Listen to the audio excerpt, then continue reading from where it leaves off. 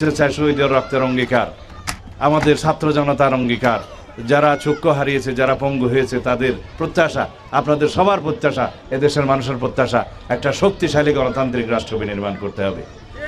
এদেশের সকল মানুষের প্রত্যাশা, জনমানুষের প্রত্যাশা, জুলাইয়ের ছাত্র গণ অভ্যুত্থানের প্রত্যেকটি শহীদের রক্তের প্রত্যাশা, এদেশের শক্তিশালী গণতান্ত্রিক রাষ্ট্র বিনির্মাণ করতেই হবে ইনশাআল্লাহ।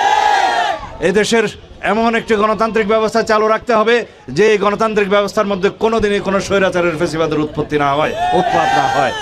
যারা এই দেশে ফেসিবাদী শাসন ব্যবস্থা কায়েম করেছিল, শেখ হাসিনা, আওয়ামী লীগ, তারা এই দেশ থেকে বিতাড়িত হয়েছে।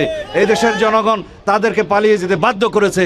আবারও যদি কোনো রকমের কোনোদিন অগণতান্ত্রিক শক্তির উত্থান ঘটে, তাহলে আমাদের পরিণতি একই রকম হবে। সুতরাং আমরা সবাই দেশের মালিকানা ফেরত পেয়েছি, অবরুদ্ধ গণতন্ত্র মুক্ত করতে পেরেছি। সেই গণতন্ত্রকে আরো শক্তিশালী করতে হবে, যাতে করে আমরা সবাই মনে করি আমরা প্রত্যেকেই এই রাষ্ট্রের মালিক।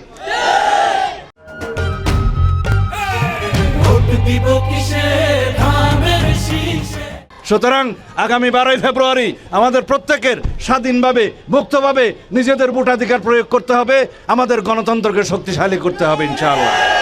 আপনারা সবাই জানেন এই দেশের উন্নয়ন করেছে বিএনপি, এই দেশের স্বাধীনতা সার্বভৌমত্ব রক্ষা করেছে বিএনপি, স্বাধীনতা এনেছে শহীদ রাষ্ট্রপতি জিয়াউর রহমান। এই দেশের উন্নয়ন, গণতন্ত্র, প্রগতির সব কিছুর জন্য বিএনপি আজীবন সংগ্রাম করে গিয়েছে।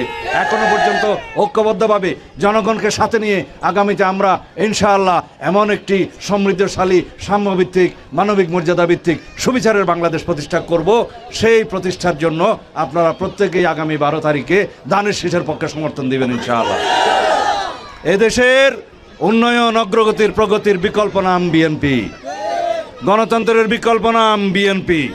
সুতরাং আমরা বাংলাদেশের পক্ষের শক্তি। যারা ভারতের পক্ষের শক্তি ছিল তারা ভারত পালিয়ে গেছে।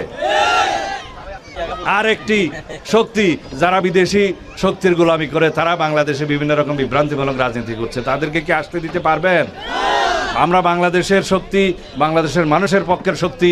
আমাদের স্লোগান হচ্ছে সবার আগে বাংলাদেশ। স্লোগান কি? সবার আগে বাংলাদেশ। আমাদের সকল কিছুতে নীতি প্রণয়নে আমরা বাংলাদেশের স্বার্থকেই সর্বাগ্রে তুলে ধরবো ইনশাআল্লাহ, সর্বোচ্চ জায়গায় তুলে রাখবো ইনশাআল্লাহ। বাংলাদেশের স্বার্থকে সমুন্নত রেখে আগামীতে আমরা একটি শক্তিশালী, সমৃদ্ধশালী, গণতান্ত্রিক বাংলাদেশ গঠন করব ইনশাআল্লাহ।